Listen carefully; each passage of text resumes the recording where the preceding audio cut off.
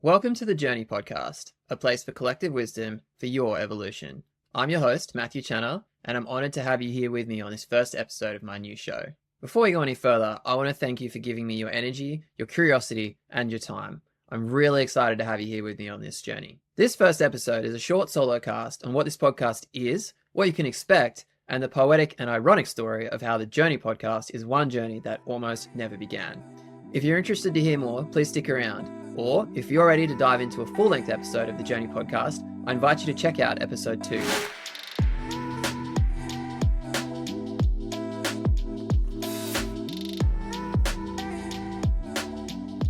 I'm a journalist, author, and now podcaster with a relentless curiosity for life and the people living it. And my favorite thing in the world is talking with other people about their beliefs, their triumphs and mistakes, their experiences, their fears, joys, and deep loves, and their learned wisdoms. I don't pretend to have much of this life figured out, but if there's one thing I've learned on my 35 years on Earth, is that the more we share our experiences, the more we give to and receive from the collective that we are all building together, the easier life becomes on a personal level. And that is what the Journey Podcast is all about, harnessing the wisdom of the collective for your evolution. Here on the Journey Podcast, you can expect to learn tools for improved physical, mental, and spiritual health, as well as learned wisdoms, guidance, and philosophies from a diverse cohort of experts from around the world. You can also expect vulnerability, authenticity, and honesty. I'm here to be vulnerable, authentic, and honest with you, with my guests on this show, and with myself. And in doing so, I seek to create a space for growth, learning, and healing for everyone who visits. And I'm going to start the vulnerability, authenticity, and honesty right now by telling you how the Journey Podcast was one journey that almost never began. You see, I've always had a toxic relationship with performance. And what I mean by that is I have been driven to succeed by something that is far deeper and far stronger than my desire to achieve things. And that is fear of failure. I can be a fear-driven person. Let me give you an example. A couple of years ago, I got a really exciting lead on a journalism story and had an opportunity to connect with a professional climber. It was a dream story, and I was pretty sure that I could sell it to Climbing Magazine, which is a big publication that I really wanted to write for. All I had to do was pick up the phone, call the number I'd been given, and introduce myself to the person who answered. But I just couldn't do it. I was terrified. I picked up the phone, I put it down again. I told myself I would call in 30 minutes. 30 minutes came. I told myself I would call in 20 minutes. I found meaningless tasks and convinced myself that they needed to be done first. I cleaned the whole damn house just to avoid making this call. I knew there was a story there. A career-changing dream story, but I was so afraid of making a mistake. I was so afraid of fucking up that I just couldn't make the call. Finally, I stood in the hallway in front of a full-length mirror in my sister-in-law's house. I was house sitting at the time, and I gave myself the Coach Carter speech of all time. I pep talked the hell out of myself. I told myself that I was worthy. I told myself that even if I called this guy and he laughed in my face and hung up, I'd still given it the best shot I could, and I was no less worthy of love and no less worthy of the effort that I had given and no less worthy of the dream. And finally, after hours of procrastinating and feeling really anxious, I was able to pick up the phone and make the call.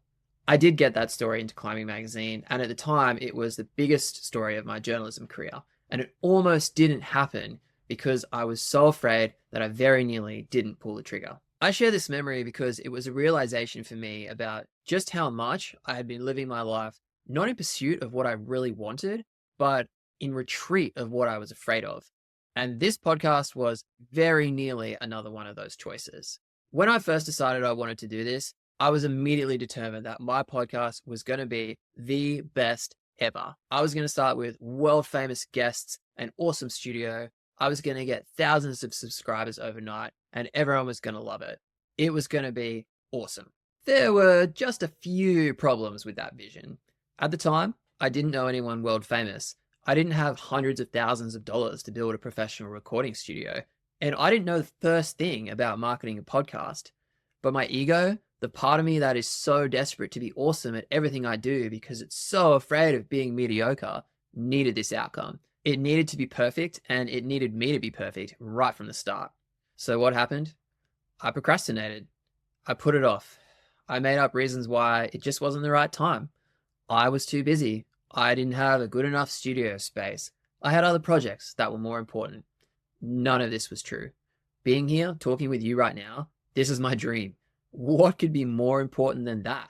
But the more I cared about it, the more I was afraid of trying and failing, that I would prove myself to be mediocre, that I would prove myself to be unworthy. So I didn't do anything. Because when you are principally motivated by fear of failure, the easiest way to avoid failure is to never start in the first place. So in order to finally be here talking with you today, I needed to lean into one of the foundational messages that I wanted this podcast to embody, that all things in life are a journey. And the only place we can ever begin that journey, any journey, is at the beginning. Back when I was a tree planter, I would regularly plant between 4,000 and 5,000 trees a day for months at a time. And I had this little joke I would say whenever someone asked me, how do you plant that many trees? I would just smile and I would say, one at a time. And it's funny, but it's also true. Every journey we embark on, whether that's a new career, a new creative project, a new relationship, or a physical journey, we can only ever start at the beginning by taking the first step. And sure, sometimes we might know ahead of time what the second or even the third step is going to look like, but rarely do we have the whole route mapped out. We're there to learn things along the way and get better at what we do.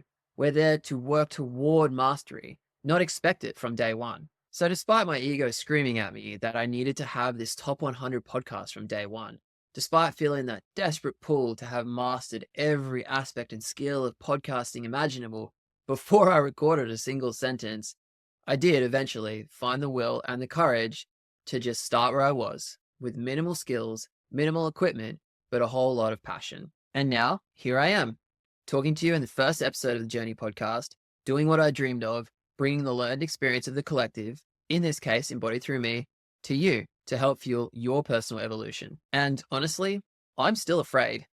I really want this project to work out, and I'm scared of what it's going to feel like if it doesn't. But the critical difference is I'm not going to let that stop me. And that's why, for me, this podcast is a small but significant monument to the eternal human challenge of facing and overcoming fear. So as we bring this first episode of the Journey podcast to a close, I invite you to take a moment to reflect on your own life, on your dreams, desires, habits, on your career, your relationships with others, your relationship with yourself, and ask yourself, is there a place in your life where you feel unworthy? Is there a place in your life where instead of moving toward what you really desire, you're moving away from what you're afraid of? And this doesn't have to be a big session of introspection. Just file the thought away for the next time you take a walk or you're sitting having a coffee or you're driving somewhere and think about it. So I'll leave you with that exercise. And if you decide to do it and you find something interesting, I invite you to reach out and let's talk about it. We are all on our own unique journeys through life, but I'm sure you'll agree that nobody gets off lightly. We all have our own personal mountains to climb. We all triumph and we all suffer. But when we choose to share that with others, when we give to the collective and we allow ourselves to receive from it, we help ourselves, we help others, and we help our community as a whole. And that's what this podcast is all about. Thank you so much for being here with me today, for giving me your time, your energy, and for viewing this podcast. If you'd like to support this podcast, please subscribe on Spotify, Apple, YouTube, wherever you get your podcasts. If you'd like to explore more of my work, I invite you to follow me on Substack, where I write extensively about topics like what we've discussed today, or at my website, mathewchanner.com. Or if you'd like to read my novel, Last Train North, I'll make sure that link is in the show notes as well. That's all for today.